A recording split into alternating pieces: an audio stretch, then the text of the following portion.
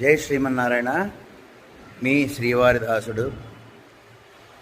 చండ ప్రదక్షిణము, శివాలయంలో చండ ప్రదక్షిణము అని ఒక ప్రదక్షిణ ఉందంట. అది ఒక్కసారి చేస్తే 30,000 ప్రదక్షిణాలు చేసిన ఫలితాన్ని స్వామివారు మనకి ప్రసాదిస్తారు అని చెప్పి శాస్త్రాలు చెప్తున్నాయి. అది ఏ విధంగా? ధ్వజస్తంభం దగ్గర మొదలుపెట్టి ప్రదక్షిణం ఏ విధంగా చేస్తామో అదే విధంగా స్వామివారి ఆలయం వెనకాతల నుంచి వెళ్ళి సోమసూత్రం దగ్గర ఆగిపోవాలి. సోమసూత్రం అంటే చాలామందికి తెలియదు. అంటే శివాలయంలో అభిషేకం చేసిన తర్వాత జలాలన్నీ ఎక్కడి నుంచి అయితే బయటికి వస్తాయో అది దాటకూడదు. అక్కడ ఆగిపోయి మళ్ళీ అక్కడి నుంచి వెనక్కి ధ్వజస్తంభంకి రావాలి. ఆ విధంగా ప్రదక్షిణ పురస్తంగా చేసుకుంటే గనక దాన్ని చండ ప్రదక్షిణము అంటారు.